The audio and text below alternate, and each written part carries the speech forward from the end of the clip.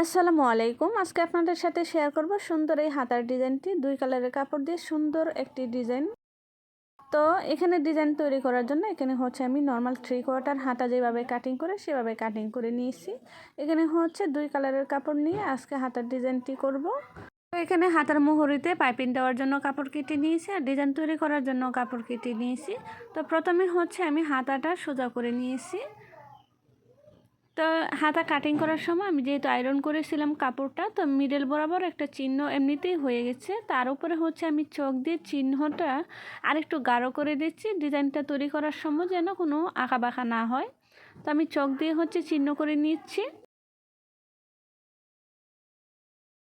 তো চিহ্ন করা নেওয়া হয়ে গেছে। এখন হচ্ছে এখানে আমি অন্য কালারের কাপড় নিয়েছি ডিজাইন তৈরি করার জন্য। এখানে গোলাপি কালার কাপড় নিয়েছি। আপনারা চাইলে যে কোনো কালার দিয়ে সুন্দর ডিজাইনটি তৈরি করে নিতে পারবেন। কাপড়টির লম্বা এবং চওড়ায় 3 ইঞ্চি নিয়েছি, নিয়ে হচ্ছে বাস করে সেলাই করে নিচ্ছি। কোনাকুনিভাবে প্রথমে একটা বাস করেছি, তারপর আরও একটা বাস দিয়ে নিয়েছি।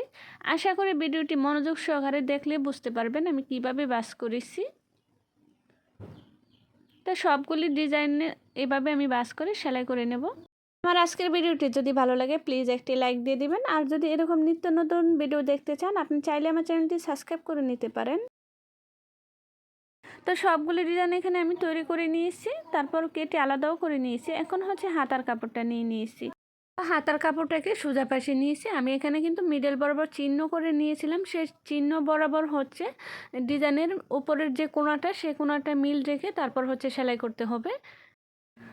তো আমি মিল রেখে তারপর হচ্ছে ডিজাইনের হাতার উপরে ডিজাইনের কাপড়টাকে রেখে সেলাই করে নিচ্ছি। আর একটা ডিজাইনের সাথে আরেকটা ডিজাইন একটা ডিজাইনের সাথে আরেকটা ডিজাইন লাগিয়ে তারপর হচ্ছে সেলাই করতে হবে। আর সামনের কোণার দিকটাও খেয়াল রাখতে হবে যেন একদম মিডল বরাবর যে চিহ্ন করে নিয়েছি সেই চিহ্ন বরাবর যেন হয়। তো আমি একইভাবে সবগুলি ডিজাইন হচ্ছে লাগিয়ে নেব। যদি ভিডিও সম্পর্কে কোনো মতামত আপনার ভালো লাগা মন্দ লাগা কমেন্ট বক্সে কমেন্ট করে জানাবেন, বা আপনি যে কোনো কাটিং বা সেলাই দেখতে চান সেটাও কমেন্ট বক্সে কমেন্ট করে জানাতে পারেন।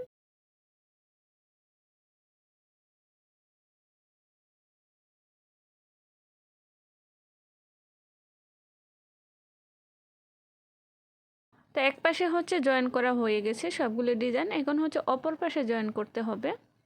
তো এখন হচ্ছে হাতার কাপড়টাকে আমি গড়িয়ে নেব।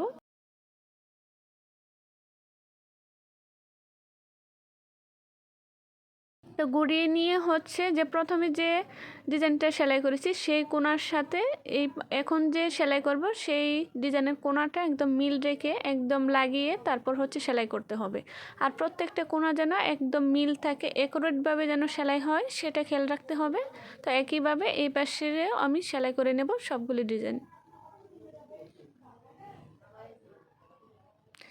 এই কোণাগুলি একটু খেয়াল রেখে তারপর হচ্ছে সেলাই করে নিতে হবে। আঁকাবাঁকা হলে কিন্তু দেখতে ভালো লাগবে না। যে কোনো ডিজাইন তৈরি করার সময় একটু সময় নিয়ে করতে হবে। আমি একইভাবে সবগুলি জয়েন করে নেব।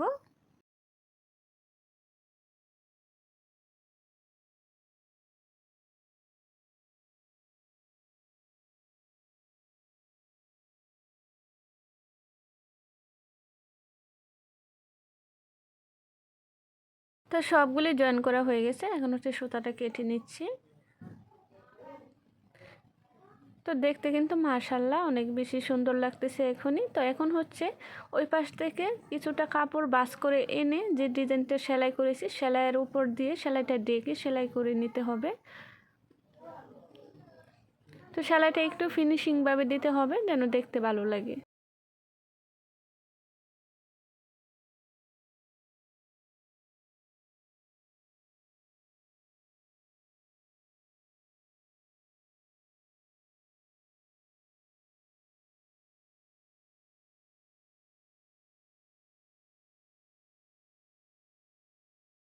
তো সেলাই করে নিয়েছি, এখন হচ্ছে আরও একটা চাপ সেলাই দিয়ে নেব।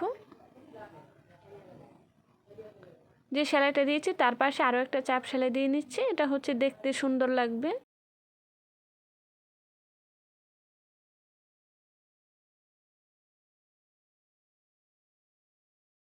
তো এখানে বাড়তি কিছু কাপড় ছিল, বাস করে সেলাই করার কারণে কিছুটা কাপড় উপর দিক থেকে বেশি হয়েছিল, সেটা কেটে নিয়েছি। এখন হচ্ছে ওই পাশেও একইভাবে বাস করে ডিজাইনের উপরে হচ্ছে কাপড়টা ভাঁজ করে দিয়ে সেলাই করে নিচ্ছি।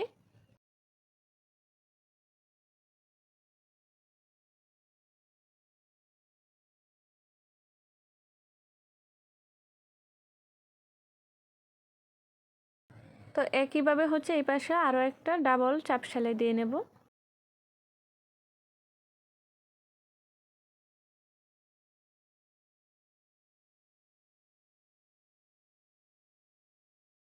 এই তো এখানে কিন্তু উপরের ডিজাইনটা এখন আমার মোটামুটি কমপ্লিট হয়ে গেছে। এখন হচ্ছে মোহরের অংশে পাইপিং জয়েন করতে হবে।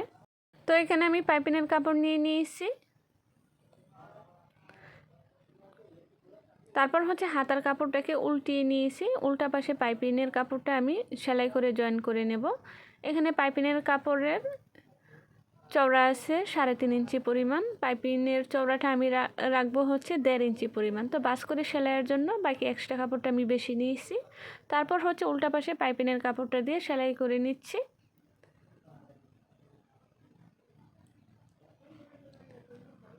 তো সেলাই করে নেওয়া হয়ে গেছে, সুতাটা কেটে নিচ্ছি। তো পাইপিংয়ের কাপড়টা এখন হচ্ছে সোজা পাশে নিয়ে আসবো। তো পাইপিংয়ের কাপড়টাকে বাস করে প্রথমে একটা বাস করে তারপর হচ্ছে আরও একটা বাস করে হাতার কাপড়ের উপরে নিয়ে সেলাই করে নিতে হবে। এখানে কথা হচ্ছে আপনি যতটুকু চওড়া পাইপিংয়ের কাপড়টা রাখতে চান সেই অনুযায়ী কাপড় নেবেন। তো আমি এখানে পাইপিংয়ের চওড়াটা আছে 1.5 ইঞ্চি পরিমাণ। তো এখন হচ্ছে আমি সেলাই করে নিচ্ছি। পাইপিংয়ের কাপড়ের উপরে সেলাইটা দিতে হবে। আর অবশ্যই পাইপিংয়ের কাপড়টা একটু হাতে চাপ দিয়ে ফিনিশিং করে নেবেন, তাহলে কিন্তু দেখতে ভালো লাগবে। তো আমি হাতে চাপ দিয়ে ফিনিশিং করে তারপর হচ্ছে সেলাইটা করে নিচ্ছি। তো পাইপিং জয়েন করা কিন্তু আমার কমপ্লিট হয়ে গেছে। তো এই পর্যায়ে এসে কিন্তু ডিজাইনটা তৈরি করা কমপ্লিট হয়নি। এখানে হচ্ছে আমি মিডল বরাবর যে ডিজাইন তৈরি করেছি, দুইটা ডিজাইনের মাথা একসাথে করে তারপর হচ্ছে এখানে আমি সাদা পালস জয়েন করে দেব। এখানে হচ্ছে সুই সুতার সাহায্যে সাদা পালস এখানে আমি জয়েন করে নিচ্ছি। তাহলে ডিজাইনটা দেখতে আরও বেশি আকর্ষণীয় লাগবে। আপনারা চাইলে নিজেদের জন্য বা কাস্টমারের জন্য এরকম সুন্দর ইউনিক ডিজাইনটি তৈরি করে নিতে পারেন। তো আমার আজকের ভিডিওটি কেমন হয়েছে অবশ্যই কমেন্ট বক্সে কমেন্ট করে জানাবেন। আর এখনও যদি একটা লাইক দিতে বলে গিয়ে থাকেন প্লিজ একটি লাইক দিয়ে দেবেন, কারণ অনেক কষ্ট করে একটা ভিডিও তৈরি করি। আপনারা যদি লাইক দেন বা সুন্দর একটা কমেন্ট করেন তাহলে কিন্তু ভিডিও তৈরি করতে আরও বেশি উৎসাহিত হয়ে আরও সুন্দর সুন্দর ভিডিও আপনাদের জন্য নিয়ে আসতে পারবো। তাই ভিডিওতে একটা লাইক দিয়ে দিবেন আর সুন্দর একটি কমেন্ট করে যাবেন। এই তো একইভাবে আমি সবগুলি পালস এখানে জয়েন করে নিয়েছি।